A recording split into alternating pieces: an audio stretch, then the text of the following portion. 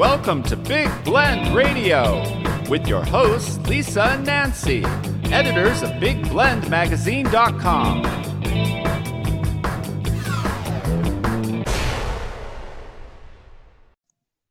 Watch what you say, and we mean that literary speaking. You're listening to Big Blend Radio with Nancy and Lisa, the crazy mother-daughter travel team and publishers of BigBlendMagazines.com is the place to go for the magazines, both of them, Big Blend Radio and TV Magazine, as well as Parks and Travel Magazine. Today, we're very excited to have author George Weinstein join us on the show, and he's going to talk about his new thriller. It's called Watch What You Say. It is out today. Go get it. If you like psychological suspense and also wanting to hear about a regular woman that can kick butt, right? It's really nice to have that happen in a story. Either females are running in high heels and tripping over, the roots of a tree, or they have to be Wonder Woman to kick butt. And his book is a little bit different in that. So very excited to have him join us. And go to his website, GeorgeWeinstein.com. I'll get it right, George. How are you? I'm fine. Thank you so much for having me. Hey, George, I'm very excited about this. I know Nancy, too. We're going to talk about chromesthesia. I want to hear about that because this is some trippy, cool science stuff. And but I just want to say congratulations because I heard that Watch What You Say is a Southern Independent Booksellers Alliance Okra Pick. I don't think we've talked about Okra Picks before on the show, but that's what happens out there in the South, right? That's right. A number of independent booksellers in the Southeast get together and they select books twice a year, two seasons, one in the fall, one in the spring. And my book was fortunate enough to get chosen among about 10 or so for the fall 2019 Okra Picks, which I think is intentionally named so that people will hear Oprah. I like that. Which is just great marketing. It's brilliant. I love that. Oprah picked your book. How wonderful. I have to buy it now. Don't eat her. I love to hear, though, about the Independent Booksellers Alliance, too, because I think it's so important. As Nancy and I travel the country, we always look for bookshops, and it's really great to see bookstores, some of them still alive. I think we really need to support them as much as possible.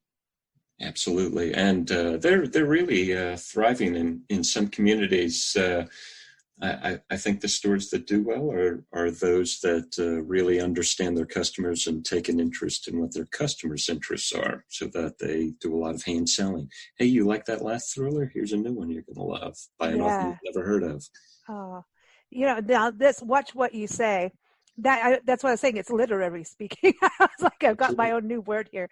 But Watch What You Say is really interesting to us too, because, we're online radio, podcast. We've been doing it for 12 years now. And it's interesting to see how this, has changed into the big world of podcasting. And yet your main character, this is what she does. And you can be doing it live or recorded, this platform, but this is, what she does. And next thing you know, she gets in trouble. Yes, that's right. It actually makes her a target because she has an audience. And I think most readers like to learn things. Even when they're reading fiction, they want to be introduced to different careers they hadn't heard of, or new technologies, or someplace in the world they've never heard of and would like to know more about. So that's why I purposely selected this new media that's really only come of age in the last decade. And I have done more web radio interviews than any others, and because of the technology, it's rather inexpensive to put on. So there are many more folks like y'all who are diving into that and creating opportunities for people like me to find an audience. I think it's needed because we, can talk to people around the world. That's, what we did. Right. We come from a print magazine background, and then when we went completely online, we were running around doing MP3 interviews, and now it's changed, and we're still running around doing, recordings on location with people. But I think it's really fascinating that you bring her. And I remember reading novels when Facebook started being mentioned and Twitter, and you're like, oh, now or today, this is what it's like now. But here she is doing that. And so you want to set everybody up with the story, because this is, I don't want to give it all away. I have a big mouth. Well, let's see. The protagonist is named Bo Riccardi, and she is an internet radio personality, and has this talk show where she interviews people from all walks of life. And her husband is kidnapped, and the kidnapper basically threatens her husband's life if Bo will not interview him on the air. So the kidnapper wants to go on the air with Bo because he has some ulterior motives. It's not just for his own aggrandizement. He wants to get Bo in trouble and kind of pull her down. Mm. And so she's forced to interview him live on the air, and with her husband's life on the line, if you will. And mayhem ensues. Wow, this is crazy. And yet at the same time, she's got this super cool power.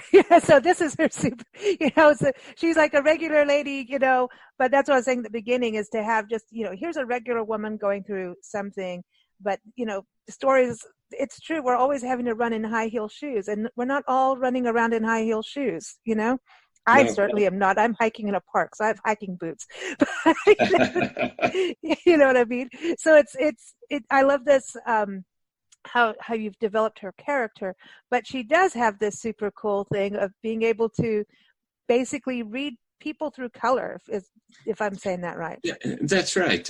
So she has a form of synesthesia, and synesthesia is a phenomenon that affects between 5 and 15% of the world's population, according to the National Institutes of Health, where two senses blend, and any two senses can blend. There's people in the world who've experienced every possible combination of blending. In her case, she has a phenomenon called chromesthesia, where she sees colors and shapes in sounds. So she basically hears with her eyes. And this affects a lot of musicians in real life, everybody from Duke Ellington and Billy Joel to Lady Gaga and Tori Amos. All have experienced synesthesia, chromesthesia specifically. And so when I was thinking about giving this character something that might give her an edge, at least on the face of things, but then might become a liability because she leans on it too much, as happens with a quote-unquote superpower, when you get used to having that, if it's taken away or if it starts to misfire, you are really in a spot because you've come to rely on it so much. So in Bo's case, she sees sound, she sees shapes and colors in every sound, and she's able to interpret them. So when she's talking to somebody, she can see their emotions and she can see their intent. She can literally watch what they say. It's amazing because, then you get deep into that, because we've done shows with psychic mediums and clairvoyance and live shows, which that is probably some of the trippiest radio we've ever done, and people calling in and wanting, it's always like, does he love me? That's right. But it's been interesting because they'll, really good esteemed ones will walk you through meditations, and you will see things, and then you're like, do you believe that? Do you not? But if your gut's telling you have this, and they're always saying, go with your gut, but then it's like, are you overthinking things? So that's what that part, when you talk about her and you read this, this, how she gets, these, like, I don't want to say messages, but they are like messages, right? It is like having a psychic ability. You can overthink things. Yes, absolutely. It really does set her up where she thinks she has an edge, and it actually becomes a liability because she has over relied on it now. Wow. Wow. And she really needs to discover her own power, her own confidence. That's beyond what the chromesthesia grants her. So this is so trippy. I mean, where did where did you hear about this? I mean, is this something you knew about, and then you like, hey, let's just whip this tool out of the writer's bag because it's cool. Well, I have always been interested in powers of the mind. So you were talking about psychics. My mother and my grandmother had scary episodes of precognition, and it was always bad stuff. My mother predicted every auto accident that anybody in our family had the whole time. She was alive when we were growing up and learning how to drive, and my dad was on the road quite a bit. I distinctly remember her telling him one morning when he came down to breakfast that she said, "You never wear your seatbelt. You need to wear your seatbelt today." I had this really vivid dream, she called it, where this yellow car hits you while you're at a stoplight, and there's some men in your car I don't know, and everybody's really badly hurt, so make sure you wear your seatbelt. And son of a gun, he went out to lunch with 3 of his friends. He was driving. He was stopped at a light. A yellow car hit them at about 40 miles an hour while he was, trapped, at this stoplight, unable to go anywhere. There were cars all around him, and absolutely demolished his car. And he was the only one who walked away with a few bruises. Everybody else was really badly hurt because he was wearing a seatbelt, thanks to her warning. Wow. He never wore his seatbelt before then, but he never did not wear his seatbelt after that. So I grew up in this household where it was, a common thing, for my mom to make these predictions that came true. And of course, like the Greek myth of Cassandra, everybody around her often discounted her predictions. Now, fortunately for my dad, he did wear a seatbelt in that instance, but I remember her warning me about, I don't want you to go see that girl because I saw you hit a tree, and, the car was badly hurt and, badly banged up, and you were hurt, and, don't go on that date you want to go on. And of course, I blew her off and promptly hit a tree on a rainy road. No. So I have always been fascinated by, powers of the mind that science can't quite explain. We don't understand. And so I've done a lot of reading about it, from the time when I was young. And your audience will be familiar with the movie Awakenings. That had Robin Williams back, early 90s or so. And it's based on a book by a gentleman named Oliver Sacks, who has written extensively about the mind. Recently passed away, unfortunately. He was a prolific author and wrote just fascinating things about different mental conditions and phenomena. And synesthesia was one of them. So he described famous author, the author of Lolita, Vladimir Nabokov. As a child, Nabokov was really upset with his alphabet blocks because they were all the wrong colors. So you remember your alphabet blocks, all 6 sides, 6 different colors, and the A might be painted blue and the B was green. Well, he saw colors in numbers and letters. That's called grapheme color synesthesia. And all of his blocks were painted the wrong colors, So in real life, the block was painted, the A was red, but in his mind, A was always blue. It had to be blue, reality was A was blue. And because that's how he saw the world. His mother had the same condition, and she saw A as a different color, let's say green. But when he complained, she knew exactly what he was talking about because she had spent her whole life seeing colors or letters and numbers represented as the wrong colors. So I read that, and I thought, boy, that would be a really interesting thing to write about in a novel. But there's nothing dramatic about seeing letters and colors. in letters and numbers with different colors. So I'd started a book with that, and then quickly abandoned it because it just didn't produce any tension or any way to resolve the plot or anything. So I looked at other forms of synesthesia, and this chromesthesia quickly rose to the surface. And I love music, and all the people who were named, as having this form of chromesthesia, from Duke Ellington to Mary J. Blige. I just love them, I just love their work. So I thought, well, that would be a cool thing to write about. And then what an author does with this is engage in what if scenarios. Okay, so what if a character has this, but what if she can interpret the colors and shapes she sees, as well as, hearing them with her ears. What if she's hearing them with her eyes as well? Yeah. And she can interpret them. And that's really how I created, her ability, which would become a liability. And then the plot quickly sprang up from there. I love that. And by the way, you use the word blend a lot when it comes to this chromesthesia. And I love that because that's what we do here. But, it's interesting when you talk about the numbers and the colors. Could you imagine if he had remember when you learn to play guitars, they have those little colors that you follow. Yes. I mean, I was just thinking that could drive someone nuts. Wrong colors. Yeah, you're going to break the guitar. Maybe that's what happened when they started setting. That's what happened with the Who.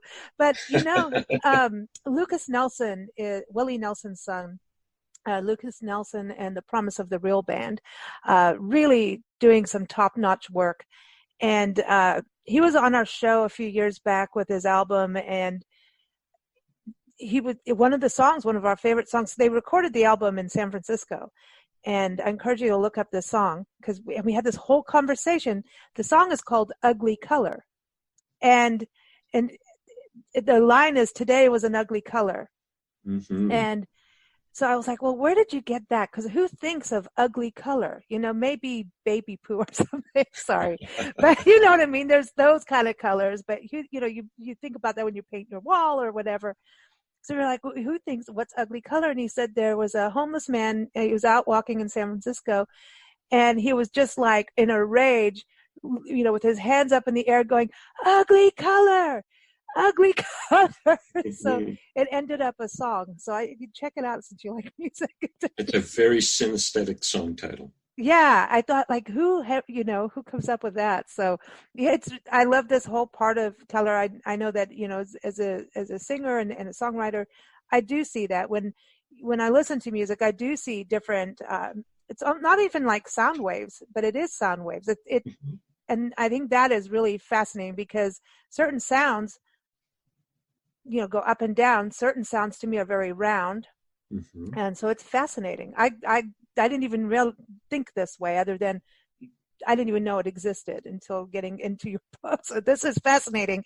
The other part I wanted to touch on is the fact that you've written other books and completely different from this in a way, right? You've got, I wanted to touch on the one is the history book of what was going on in this country that I think is very interesting when you see history repeat itself, and you were talking about the U.S. history, the 5 destinies of Carlos Marino. Can you tell everybody about that? Yeah, absolutely. So one of my flaws as an author is I write what interests me, and lots of different things interest me. So rather than sticking with a genre and building an audience in that genre, I skip all over the place. So the 5 destinies of Carlos Marino is historical fiction, and it's set between 1928, when all of this began, what we're going to talk about, into the Great Depression. And so the government decided in 28 that the stock market wasn't going to go up forever, that there was going to be a big crash, and a depression would follow. So to create room on the welfare rolls for white Americans, they decided that they would launch a campaign to kick out as many brown people as they could. And they did not care whether they were American citizens or here illegally. That concept of illegal alien was really pretty foreign back then. You only had to pay a nickel to be in this country legally. And so they launched this campaign, and it was in Chicago, Texas, through the Southwest, and into California, which is where the Latino populations were at that time. And if you were poor and brown, they would stop you on the street, the immigration people.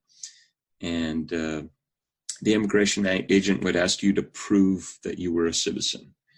Well, you would have to have your birth certificate in your pocket to do that. And of course, you wouldn't have your birth certificate in your pocket. Chances are you didn't have a birth certificate. Very few people were being born in hospitals and, with all that paperwork back then. So they would take you with them, put you on a truck, drive you to the border, and put you on what they called a repatriation train, and ship you to the south end of Mexico with thousands of others who were in the country legally and or were American citizens, and kick you out. You're 30,000 miles from the border. And this is 1928, 1930. There's no bus coming by that's, driving to the American border. So many people who are trying to reach the American border today will get in these caravans of vehicles and all. There were no caravans of vehicles. Right. So you were 3,000 miles, and you would have to walk those 3,000 miles to get back to the American border. And who would you want to even, after that? Right, exactly, to reach a country that had just kicked you out. Wow. So this happened, they believe, to about 2 million people, and half of them, so 1 million people, were American citizens or legal U.S. residents. So 1 million people who were in this country legally were kicked out. And often these were people who did not speak Spanish. They were sixth-generation American, and they only spoke English, and they only knew American culture and mores. So can you imagine being yourself and knowing everything American and, being dropped off in Oaxaca where nobody speaks English and nobody knows American culture? You would be absolutely ostracized. So it was a terrible fate for those people. And I thought this would make a really fascinating historical thriller about somebody trying to avoid that fate. Wow. See, but this is where I think you talk about having a multiple interest. That's why we're Big Blend, and people are like, oh, you should only focus on one thing. And I'm like, well, our readers like thrillers, and they may like historical fiction. They may, if they like historical fiction, they probably go to historical sites, which means they probably like to travel. And that probably means they'll go and eat different foods, and they'll probably like cooking. So I'm just saying, it's all connected. And I feel like with writers, when you go and it's like every time you go into another genre or another story, that you're adding more, tools to your toolkit. You're adding more feelings. And at the end of the day, whenever you're writing about people, it comes down to that heart and soul of human beings. It's about people's emotions, right? No matter what you're writing. That's absolutely right. Yep. And as an author, you're successful when you can tap into your readers' emotions, when you can make them feel something merely by reading your words. You're doing your job right. And so you're into history, which is great. And it's interesting just talking about this, because we're right now currently in Yuma, Arizona. We're on the Southwest. We're right on the border. Yep. That history, you just don't hear it that much. You really, that's so important, I think, when you do write, to bring something to the table, like the chromacesia, if I'll ever say that correctly, but everything, I do radio, but I can't pronounce anything. But I grew up in different countries, so that's my thing, So that's my excuse. But when you bring something to the table that teaches somebody something, I think that's also of value. While you're getting this great, entertainment, you're getting a thrilling read, you're connecting with the character, but you're also teaching us something. So I think that's also really great as when authors do that. We learn something new that we didn't know before, that you'll go and you follow up on it and start to learn more about something, So I think that's a really good thing. Tell us about Hardscrabble. So Hardscrabble Road. Mm-hmm. So that's more historical fiction, and that was based on my father-in-law's incredibly gritty childhood in Southwest Georgia during the Great Depression and war years. So for 10 years, I would copy down his fascinating, sometimes blood-curdling stories about growing up the son of a psychopathic bootlegger and a mother who had absolutely zero interest in raising her children. So he and his older brothers and older sister pretty much had to raise each other during the Great Depression. So the worst time this country's ever had. And they're pretty much having to raise each other and look after each other. Wow. And it's an incredibly emotional story because it's so fraught with just bad people and bad things happening to good people who, their children, they do not deserve anything that's happening to them. And it was a childhood that I think probably would have killed most of us, but they were incredibly resilient, really tough people. And thank God, because they had to survive really tough times. Wow. That's what you would say with, hard things, bad things happen to good people. I think that's the other common thread that we all share in life, whether it's, happening to ourselves or to our friends, family members, coworkers. That's always that interesting part to tap into. I also know that you wrote a contemporary romance novel, The Caretaker. So what's that? What's it like writing romance? Why did I do that? Okay, well, so I wrote Five Destinies of Carlos Moreno first, and then Hardscrabble Road, and I was thinking about my next book, and so I had tapped into my wife's father's childhood stories for Hardscrabble, and I was thinking about her personal story. She was in ballet for years and years, and she did not pursue a professional ballet career, but a number of her friends did, and every one of their careers ended the same way, and that was with an injury that meant they would never be able to dance professionally again. And ballet is so hard, not just physically but mentally. It requires so much focus because you're having to memorize exactly what every part of your body is doing every second for a 90-minute or 2-hour long performance, and all set to music. It's incredibly grueling, such that ballerinas really don't have the bandwidth to focus on anything else, which means when a career-ending injury occurs, they have no idea what they're going to do with the rest of their lives because they have not spent a minute. They didn't have a minute to spend planning the rest of their lives.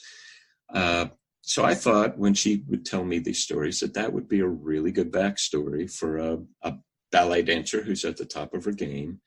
And let's say she gets into a car accident that costs her left leg, and she is never dancing again. Oh my God, what is she going to do with the rest of her life?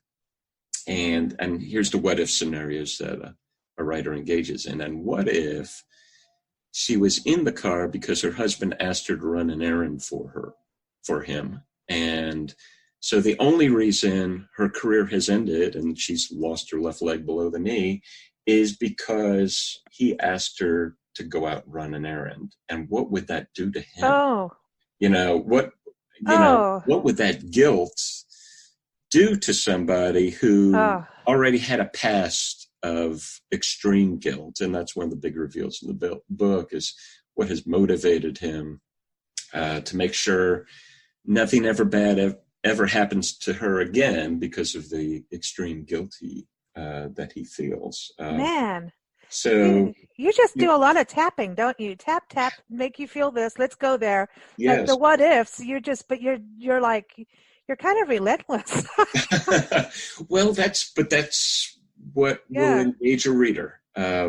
If there are no stakes, if there are no emotional buttons that you can push as an author, you are not going to connect with your readers. They just, it'll just be dead on the page. What makes a reader come back to a book or read more of your stuff is if you give them an emotional journey. If they will experience the basic emotions, mad, sad, glad, scared, and if you can make them feel that, not on every page because that gets exhausting, but if you can make them feel that regularly throughout your chapters, you've got them. You've got their attention, and they'll enjoy the ride, even if it's a very difficult journey. And when you get into mystery, because I know you've also got Aftermath, and now obviously this one is a thriller. So I think mystery and thriller, they always kind of hold hands. Yes. Maybe absolutely. they stab each other too. Let's go dark there. But so did writing Aftermath help you write, It did. So when... What you say. Right. I love that title. Yeah. Oh, thank you. I read mystery, thriller, suspense for fun. Those are my go-to genres. And you're right. I think of them as congruent. They all sort of hold hands. Just a slightly different experience. In a mystery, it's all about whodunit. In thrillers and typically suspense, whodunit. You're trying to figure out why, and oh my God, are they going to? Your protagonist going to be able to survive it. So writing a mystery was a really good training for plotting very rigorously and saying, okay, I'm going to drop a red herring here. I'm going to, have a twist there. And it really forced me as a writer to plot my books a little more tightly than I had been. So authors talk about being a plotter versus a pantser, which means are you writing by the seat of your pants where you don't even know what's going to happen next? And that's a very thrilling thing to happen, but you can write yourself into these cul-de-sacs or dead ends from which you cannot get out of. Yeah. And I have scrapped way too many manuscripts in the early days because I did not plan my books as rigorously as I should have. Well, if you're writing a mystery novel, you can't get away with pantsing. I mean, you've got to really plot this thing because your audience is constantly second guessing everything that's happening.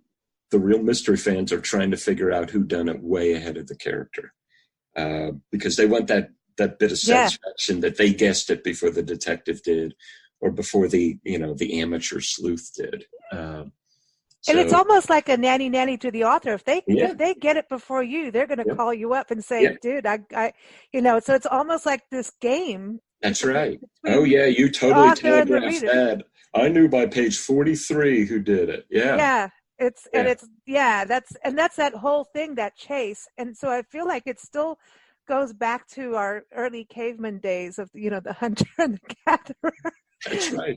Yep. When you look at it, I love that you write in these different genres. I think that is fascinating, and I want to read your other books because you're touching on subjects we all enjoy here and want to be more educated about. Let's put it that way too. It's not, I don't enjoy people being taken over the border, but I'm interested in what happens and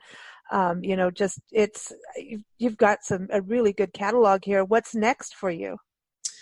Well, my top-selling book is Hardscrabble Road, and I have not been I guess you would say from a career standpoint, a smart author.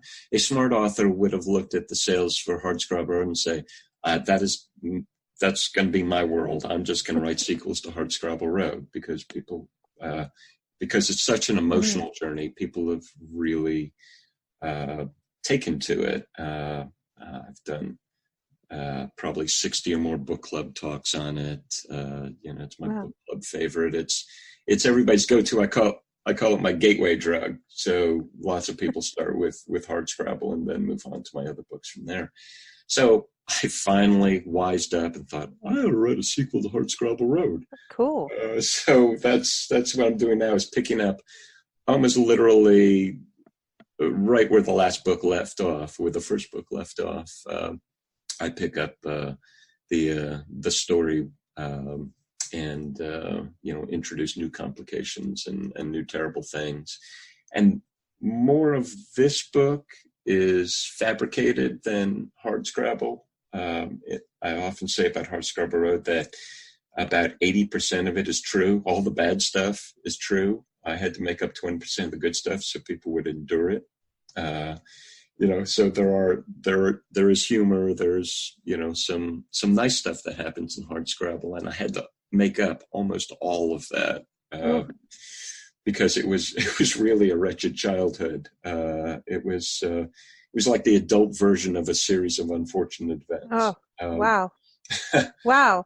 You know what? When you do a sequel too, I think that's like writing a mystery, right? In a thriller, in regards to, you're saying you have to really plot it out properly. That's right. Well, I think writing a sequel is like, okay, because look how they redo movies and then they do a sequel and you're like, dude, the first one was better, right? So you have to have that part of like, okay, this is probably the ultimate challenge. It is, because the stakes all have to be higher. And you probably, when you were writing the first one, you put in the highest stakes you could think of. Now with the sequel, you've got to basically do yourself one better. Wow.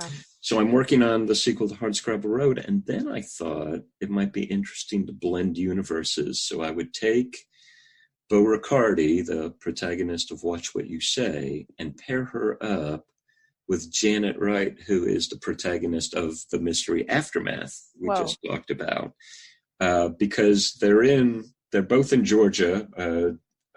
Beau is in the Atlanta area, and Janet's in South Georgia, and Beau is in media, so it'd be easy for her to be interviewing people who have done interesting things, and so I could imagine her interviewing Janet after Janet's ordeal of Aftermath, and launching them together in a Thelma and Louise kind of series of adventures. So I've been thinking about a whole series with them basically paired up, solving mysteries and going on adventures together. Do you like writing, women as your main characters? I refuse to say protagonist, and now I just said it. But I don't like that word. I don't know. It just sounds like something a doctor is going to do to you. Right. But I completely understand. And heroine, gets into hero versus heroine and kind of sexist language. So main character. Throughout my life, and I think it's because I had a very strong mother who was really a complex, interesting person. I have always gravitated toward women in school. My best friends tended to be women. I got married very early because I just like being around women. I just find them, sorry guys, I just find women to be more interesting than men. Just because women are more complex. You never get just one emotion. Things tend to blend. And man, you're getting big points for using the word blend. You're really getting big points. You're getting double the points talking about how complex women are, complex and comprehensive. Like our brains are, like we multitask even though we're not supposed to, right? We're not absolutely. Yeah. So I just love women. So and from a purely financial standpoint, women buy books. Thank God for women, because if it were up to men, there wouldn't be a book industry. Yeah, we've got to thank Oprah. We really, yes. Remember when she stopped her book club, the world went mad. Yes, they got mad at her. One thing I do want to touch on before you go is, and I think this is important to talk about, is the importance of writers not being alone in their room, but actually joining a group, a support, a writer support group. No, but actually this writers club that you are part of, this Atlanta's Writers Club. I mean, I was reading that it's founded in 1914. So, Okay. I mean, this is pre, taking brown people over the border. Yeah. So it's been going longer. Yep, 105 years old Wow. right now. And so it was founded to teach the craft and business of writing. And I'm the current president. I was president a decade ago and took it over again. And we have over 1,000 members now, and that's what we do. We teach the craft and business of writing with monthly speakers. I also run a twice yearly writers conference where I bring in agents and editors Wow. Who work for publishers from New York and Chicago and other places, and give our members an opportunity to pitch their work and get their work critiqued. That's so awesome. Got one coming up at the end of October, and I'm already planning the next one for next May. And honestly, I find that work helping other writers to be more satisfying than doing my own writing. When you're doing your own writing, you're just in your own head all the time, and sometimes it seems kind of selfish. So having the writers club and helping other writers is really a nice balance where I can be just totally in a serving mode and helping other people, get a foot in the door and advancing their journey toward their goals. You talked about critiques. A friend of ours, Eva Eldridge, she writes in our magazine. She does on the travel side, but she also writes sci-fi, and she writes some really trippy, cool stuff. And she goes to all these conferences. She travels to superstars, this and all over the country, going to these conferences and workshops, and gets into I think the sister crime. Is there a sister crime? If I'm getting this, and she gets into this thing about everybody critiquing each other's work, and I'm always fascinated about that because how do you, because that means now you have to really put your ego at the door. It's like as a musician, there's that collaboration, and somebody will go, no, we need to do the ending this way, and you have to go, okay, that's a better song. So you really have to go you have to align yourself to be able to take critiques. Otherwise, you're not going to have the best piece of work out there. But how do you trust those critiques too? So that process has got to be interesting, but also very beneficial. And fraught, because it's really hard to check your ego at the door. I've run a critique group for more than a decade.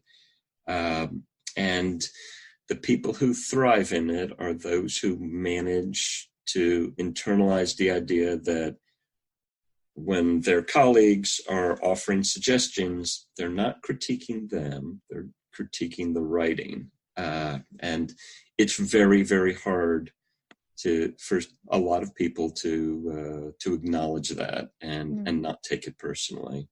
Yeah, it's like editing. A good editor is worth their weight in gold. I mean, we've had books come in.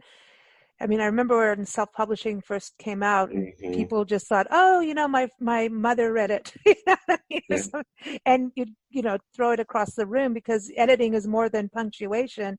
Right. It can, even if it means chopping the babies out, it's crucial to a book. That's crucial.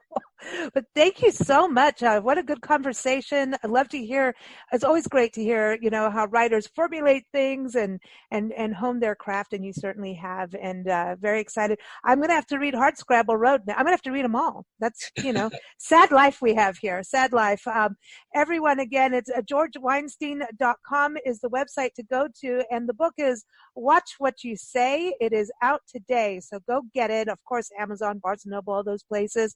And don't forget independent bookstores, right? If you don't see it in there, you ask your independent bookstore to carry it. Isn't that the thing to do? Absolutely. They'll be happy to order it. Absolutely. Now we're going to play a song for you, because we love to pair music with our authors. And so this is a song from May Edwards. May Edwards is awesome. Everyone, mayedwards.com. Every time she comes on the show, I call her May West, and she's fine with that. But she, the very first time we met with May on the air was, she was talking about parallelism. That's a big word for me today. And duality and, saint, versus the vixen, that kind of thing. And she wrote a book. She wrote 4 albums to go with this as well. And this one is off of the 3rd album called Elements of Continuity, Essays on Parallelism. And the song is called Astral Travels Plane 9. I had to play this for you because she even sings about November, and that's your book release month. So there it is. Perfect. So there it is, everyone. Here it is. Astral Travel Plane 9. Enjoy. Thanks so much, George. Thanks, everyone. Keep up with us at bigblendradio.com.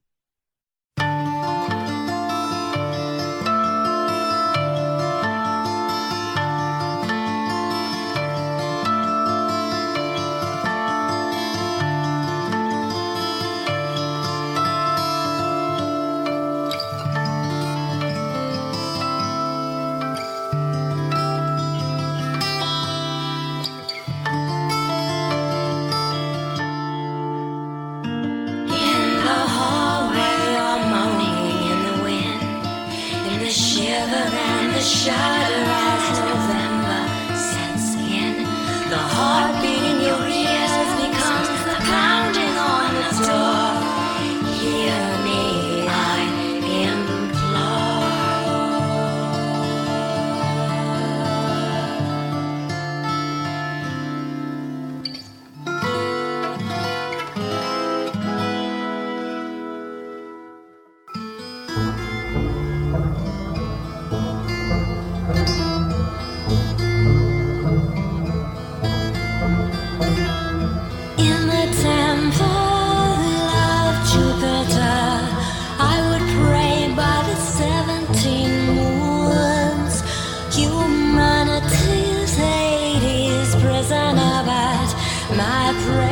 shall free you. My token love is true.